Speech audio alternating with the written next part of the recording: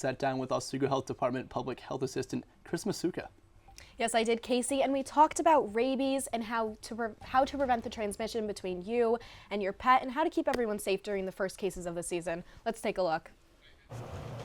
Okay, very good.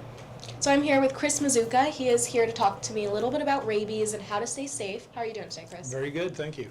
Perfect. And I was just wondering if you could describe rabies to me. What is it? How does it present in animals? Rabies is a virus that is transferred from animal to animal through actual bite wounds.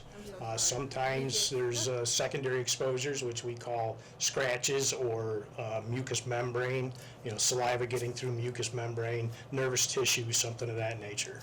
Perfect. And what do animals look like when they have rabies?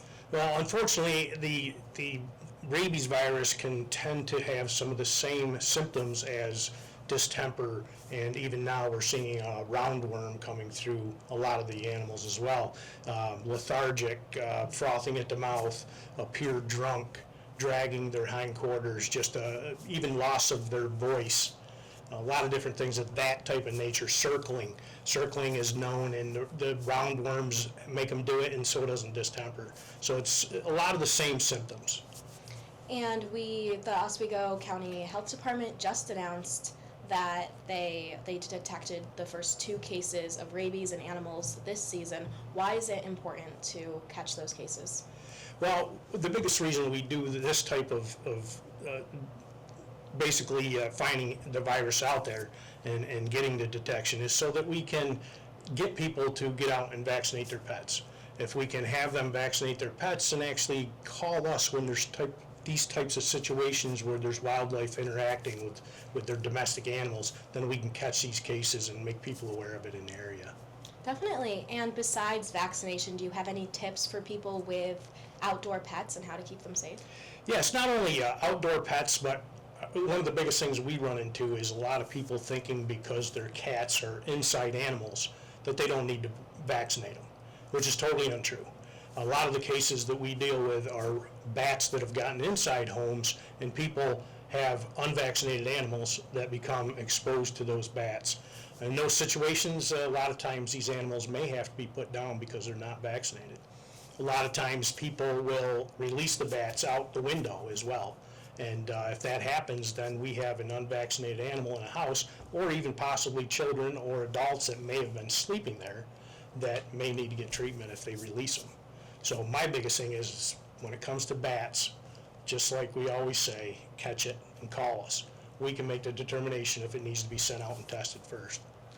Great. And is rabies a threat to people? Should people be worried? Yeah, they definitely should be worried. They need to take precautions when they're around wildlife. Don't try to approach it. A lot of people will see one in their yard and they'll try to throw something at it or try to shoo it away. The best thing you can do is just walk away from it slowly. Go back inside, call either DEC, or you can call us here at the health department. We'll see what we can do to help you. But avoidance is the best part. Avoidance, Yeah. great. And because it's spring, the wildlife is chirping, it's defrosting after the long winter. Why is it important right now to spread the word about rabies and raise awareness? Biggest reason right now is because soon we're going to have babies out there. Everybody loves to pick up the babies. You need to leave the babies alone. A lot of times the mother's right there and people don't realize that. When a mother takes off from their babies to avoid you, they have to leave them behind and sometimes go back and get them. When people start picking up the babies or come in contact with mothers that are looking for their babies, that's when they can be exposed to rabies. It's good to know. It's good to know. Do you have anything else that you think people should know about how to stay safe during this time? The biggest thing is due diligence. If you see a wild animal in your yard, don't try to approach it. Don't try to shoo it out of your yard. The best thing to do is call your animals in and avoid it. Stay inside until it's gone or give somebody a call so that we can help you. Well, perfect. Thank you so much, Chris. You're welcome. We're going to head back to the studio. Thank you. Coming up, a local boxer has some heavy hands with the Midas touch after competing in the Golden Gloves competition earlier this week. Stay tuned to hear how an Oswego local is going places no one from Oswego has gone before.